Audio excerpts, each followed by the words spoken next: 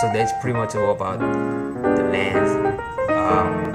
So next thing I wanna talk about the retina, which is located behind the back side of the eyes. What's the retina is? The retina is the innermost layer of the eyes and serve the function much like a film in a camera. And this implies that there are three other layers in addition to the retina to assist us in understanding them. You have to think about like coconuts are, like for example, when you make a coconuts are hollow and filled with the fluid. For example, we can think about the bright pillars of humor in the eyes, and another looks up to the fluid inside the coconut. Each like the innermost layer of the coconut is white, so they will compare to the retina. So it is a part of the we eat. For example, retina is eye structure analogous the white part of each white part of the coconut. So that's about summarize of the retina. And let's come back to the pupil.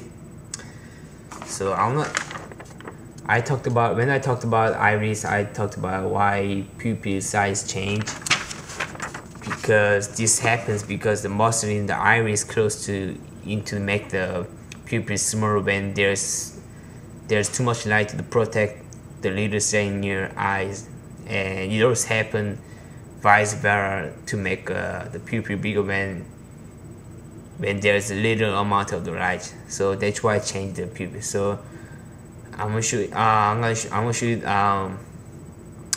the pupil experience with the light. Hi, a normal pupil examination can be documented as being Pearl and no RAPD. This shorthand states that the pupils are equal and reactive to light and that there is no relative afferent pupil defect. So how do I actually test these properly? I ask the patient to fix in the distance, then I check the pupils are equal in size, and again with the lights off. Then, with the lights still off, I check each eye has a direct response to light. Finally, I do a swinging light test to check there is no RAPD. Now, let's recap with a little more explanation.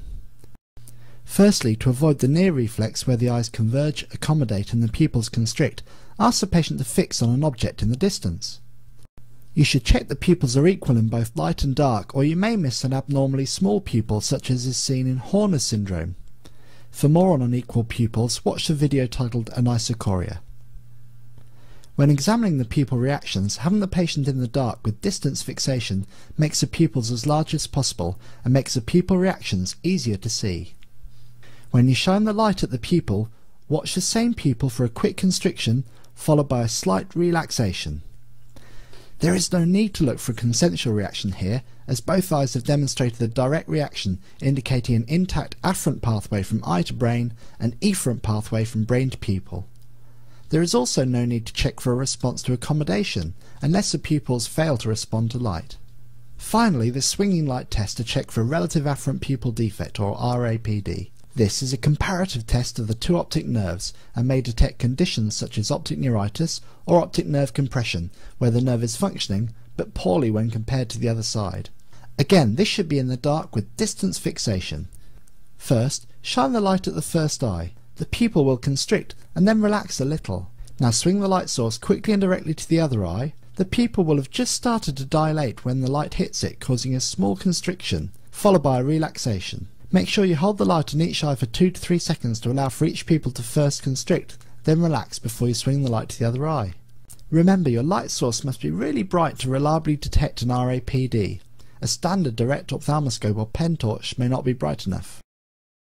Okay, you've now examined these normal pupils. To criticise, comment or share your knowledge with others, please go to ivideos.blogspot.com where you will find transcripts, links and more videos.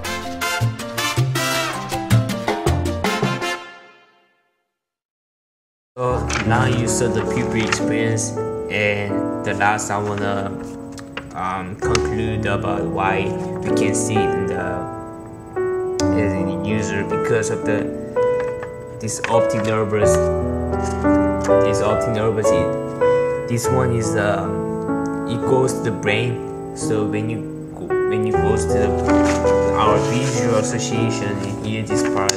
So that's why you can see now, or that's how the eyes works. So now I want to talk about the ears function and their structure. And I separate like a few different things about their ears function. First one is the pinna, which is I'm included here, and pinna and external auditory canal and tympanic membrane. So they want to talk about three different big things about the ear structure. So what's ear is the human ear is the anatomically structure responsible for hearing and balance. So for the three different thing part of the ear is they have outer ears and middle ears and inner ears. The outer ears collect sound from the environment and filter them through the auditory system, and the outer ears composed of the three parts like pinna and external auditories and tympanic membrane. So they want to talk about the three different things about the outer ear. So what is pinna? What the pinna is?